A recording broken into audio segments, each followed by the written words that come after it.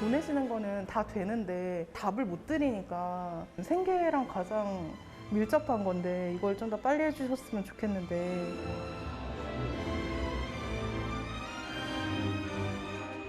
리스크 시나리오를 세우고 준비했다고 생각했으나 화재라는 것은 워낙 예상할 수 없는 그런 사고였기 때문에 카카오 등 서비스 장애로 인해 국민 여러분께 큰 불편을 드리게 된 점 주무부처 장관으로서 큰 유감으로 생각하며 이런 국민적 재난에 가까운 큰 피해를 입었는데 주무장관으로서 국민들께 대단히 죄송하다 이렇게 사과부터 하셔야지. 주무장관으로서 국민들에게 깊이 사죄의 말씀을 드립니다. 예.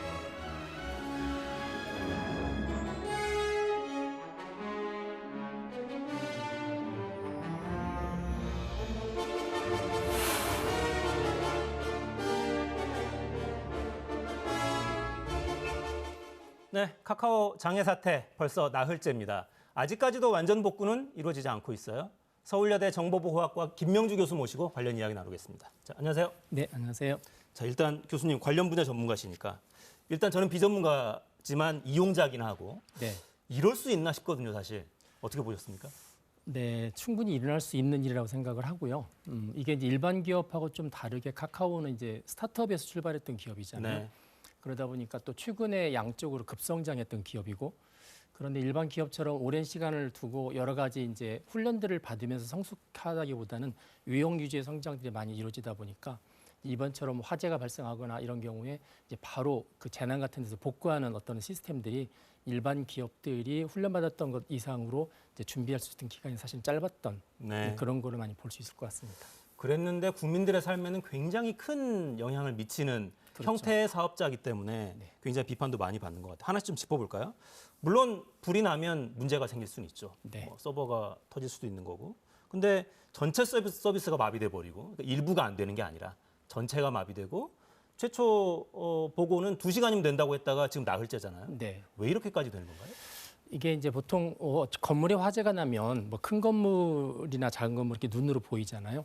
근데 컴퓨터 시스템 같은 경우는 이번 같은 경우는 이제 주로 그 전원 공급 장치에 불이 났고, 그러니까 서버들에게 뭐 불이 났던 건 아니고 전원 공급 장치가 불이 났는데 거기에 이제 UPS라는 배터리가 있습니다. 이 배터리가 망가지니까 서버는 멀쩡하지만 그거 전체를 교체하는데 사실 이제 좀 시간이 걸리고, 더 중요한 거는 이제 그 뒤에 별도 단에 이제 백업 서버가 있어서 이쪽에 돌지 않을 경우 이제 따라와 줘야 되는데, 그걸 보통 이제 재난 복구 계획이라고 합니다. 이 재난 복구 계획이 원래는 매뉴얼이 있어요. 매뉴얼도 있고 그거에 의해서 심사도 받고, 아마 카카오는 다 그랬던 것 같은데 네. 그게 이제 실제 이루어지지 않고 이제 보통 페이퍼 상에서 이제 일이 벌어지다가 실제 일이 벌어졌을 때 그게 뜻만큼 잘 이루어지지 않아서 생긴 현상이라고 볼 수 있을 것 같습니다. 그러니까 KBS도 이제 중요한 회사이기 때문에 네. 가끔씩 비상 전원 공급 장치 점검하겠다고 순간 정전이 일어나기도 하고 막 그런 네. 계속 네. 시험을 네. 하거든요. 네. 그러니까 비상 전원 설비는 대체 없었던 건지.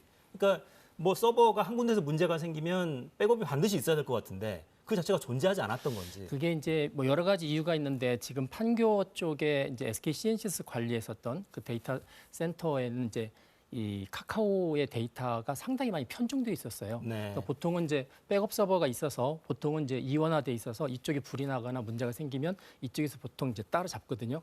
따라잡을 때 이쪽에 있는 데이터를 가져와서 따라잡거나 이런 상황을 해야 되는데, 이게 동등한 관계가 아니라 이쪽에 문제가 되는 쪽이 엄청나게 큰 규모다 보니까, 그리고 여러 개 다 엉켜 있다 보니까 이거를 이제 다시 재난복구해서 따라오는 데 있어서 그렇게 쉽지 않은, 그러니까 어떻게 보면은 약간 소프트웨어적인 스킬이 좀 부족하지 않았나 그런 생각이 좀 듭니다. 소프트웨어적인 스킬이 부족하지 네. 않았나.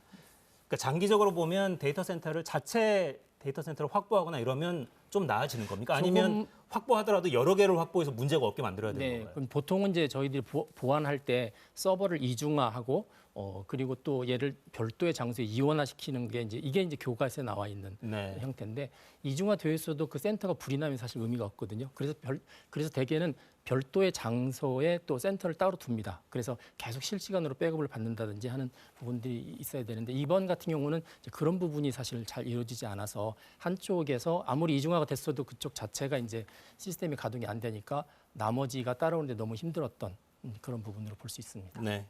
충분히 교과서에도 나오는 거라는데 예견이 되는 사고였는데도 대응은 오래 가고 있습니다. 나흘째. 자, 피해 계속 커져요. 특히 소상공인들 피해가 만만치가 않습니다. 현장 목소리 직접 들어보겠습니다. 저희가 소상공인 연합회 윤선혜 과장을 화상으로 연결했습니다. 자, 과장님 나와 계시죠? 네, 안녕하세요. 네, 연결 감사하고요. 일단 지금 연합회에서 피해 접수를 좀 받고 계시죠? 얼마나 들어와 있습니까? 네, 저희가 어제 오후 4시부터 구글 폼 링크로 해서 피해 접수를 받고 있는데요. 조금 전까지 확인했을 때 500건 정도가 일단 피해 접수가 된 상태입니다. 500건 정도. 주로 어떤 네. 분야에서 어떤 피해들이 좀 들어와 있습니까? 사실 이제 많은 피해가 있다라고 알려진 사례들이 카카오톡 채널을 통해서 뭐 케이크 서비스를 주문한다거나 아니면 개인 취향에 맞는 가방을 제조하는 어떤 디자인을 의뢰한다던가 이런 이제 제조업 부분에서 조금 피해가 컸다라고 많이 알려져 있는데요.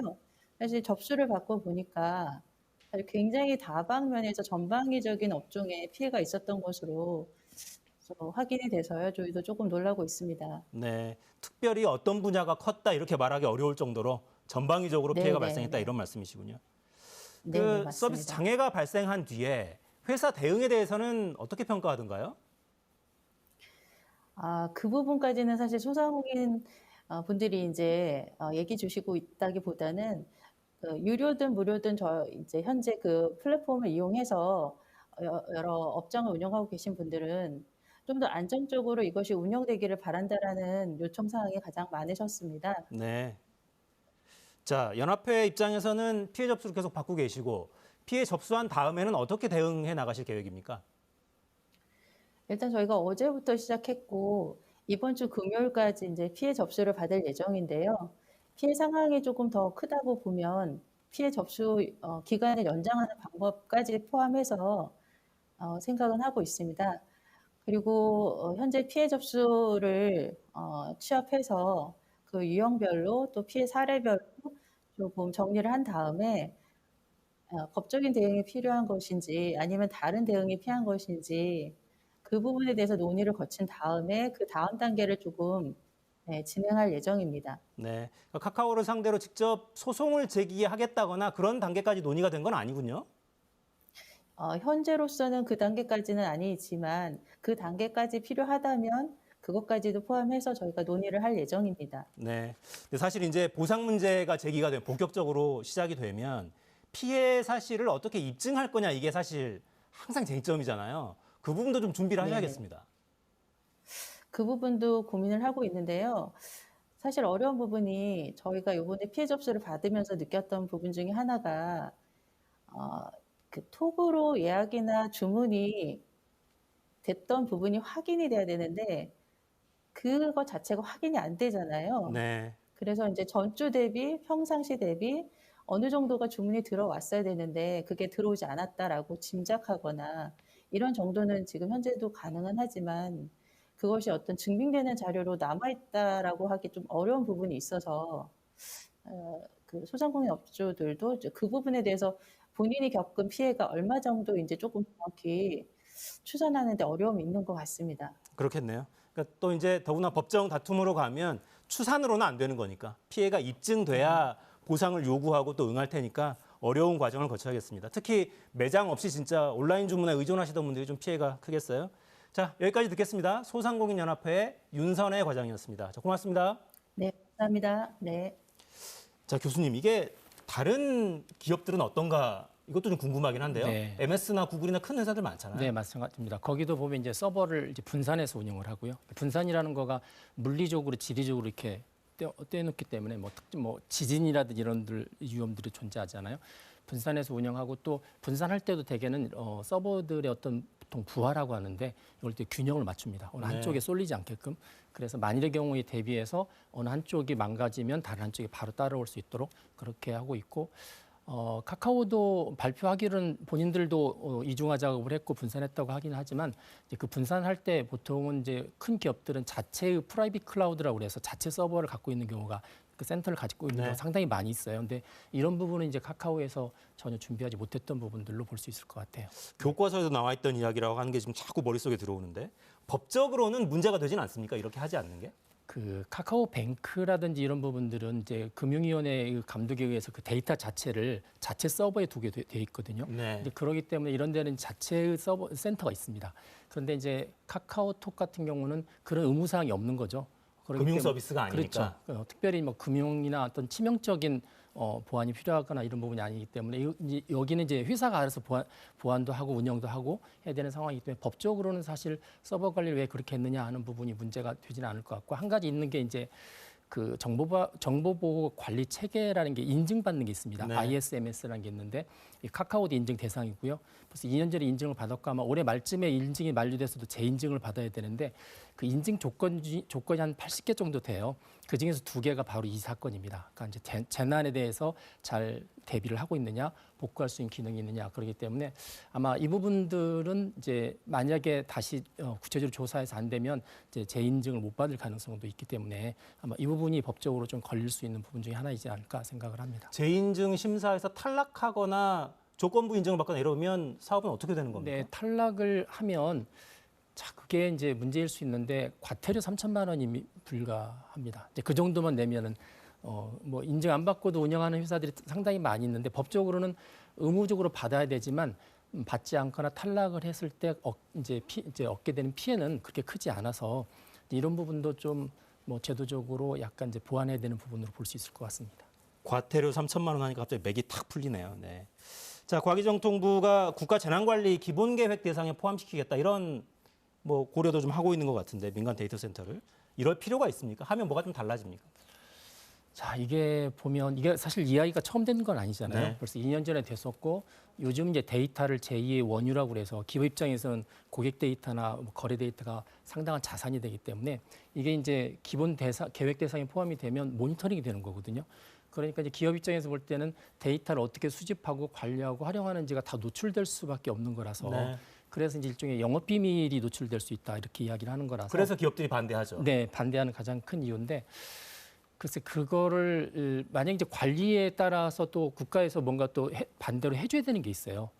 그 때문에 또 지원해줘야 되는 부분들도 있고 또 아무래도 그 다른 기업, 그러니까 특히 우리나라 기업이 아닌 기업하고 그렇게 되면 차별화가 되잖아. 예를 들면 네. 이제 구글을 쓰고 있는데 구글은 이걸 이제 국가 재난 이제 대상으로 집어넣지 않고 할 경우에 어떻게 보면은 구글 쪽을 더 많이 쓸 수도 있거든요, 사실은.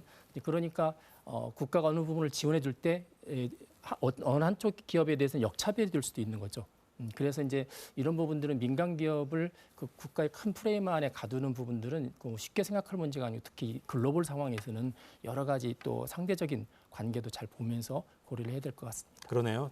대형 IT 공룡, 구글 뭐 이런 회사와 경쟁하고 있는 상황에서 어느 기업에만 지원을 하고 뭐 이럴 수도 없는 문제고. 형평성 문제가 발생을 하죠. 네, 국회에서도 좀 깊게 논의를 해봐야 되는 문제 같네요. 대통령실에서는 안보 차원에서까지 이 문제를 봅니다. 근데 아무래도 남북 관계도 있고 뭐 이게 이제 화제지만 만일의 경우 전쟁이나 국지전, 뭐 사이버전 이렇게 테러가 될 경우, 일어날 수도 있는 그렇죠. 거고. 이제 그렇기 때문에 이제 생각 자체는 그렇게 할 수 있는데 이게 기간 통신망이 된다고 그럴 때는 예를 들어 카카오만 그렇게 된다고 그럴 경우에 그거와 경쟁하고 있는 다른 브랜드들이 있잖아요.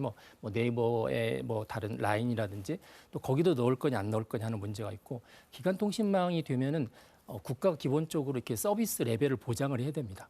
어느 정도 수준이 되게끔. 그런데 이제 그게 민간이 운영하는 거를 보장해 준다는 것도 문제가 있고 또 하나는 이게 지금 무료 서비스잖아요. 그러니까 무료 서비스를 국가기관통신망에 포함을 시켜서 어떤 지원을 하고 모니터링 한다는 것과 그게 과연 맞는 걸까? 그래서 이제 이런 부분들을 또 지켜보면서 해야 되는데 저는 개인적으로는 국가기관 통신망에 넣는 건 좀 무리일 거다라는 생각을 하고 있습니다. 왜 그렇습니까? 그러니까 네. 지금 뭐 이용자가 워낙 많고 사실 전 그렇죠. 국민이 다 쓰는 서비스라서 네, 그렇게 따지면은 사실은 카카오뿐만이 아니거든요. 그러니까 휴대폰 안에 이렇게 스마트폰 안에 들여다보면은 이 서비스가 없으면 못 견디는 서비스들이 굉장히 많고 그게 우리나라 게 아닌 것도 상당히 많이 있습니다. 네. 그러면 이제 우리나라 것만 이제 여기 보호 대상이라든지 모니터 대상에 집어넣는 것도 문제가 되는 거고요. 그리고 어떤 기업의 특성상 그 기업의 제품이나 서비스가 혹시나 이제 사멸되면 서비스가 회사가 망한다든지 이제 그렇게 되면 또 국가가 그 부분을 또 책임을 져야 되는 부분이 있기 때문에 네. 이게 이제 자유경제 하에서는 이렇게 인위적으로 어떤 경쟁 체제를 유지할 수 있는 요인이 되기 때문에 조심해야 되는 부분이라는 생각이 듭니다. 네. 자, 윤석열 대통령도 관련 발언했습니다. 어제 출근길 발언인데 직접 들어보시겠습니다.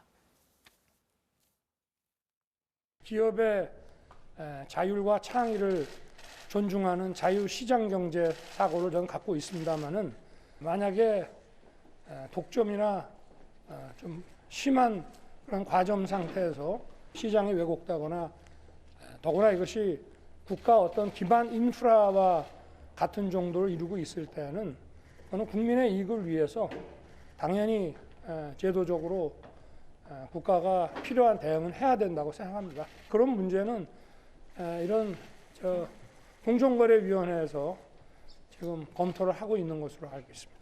네. 그러니까 대통령의 인식도 좀 보이죠? 네. 이 서비스가 국가 기반 인프라와 같은 정도를 이루고 있다. 이렇게 평가를 좀 하고 있는 상황이에요. 계열사가 128곳이나 된다고 네. 하고 뭔가 국가가 좀 체계적으로 관리하고 개입할 필요가 있지 않겠나 이런 판단까지 하는 것 같은데.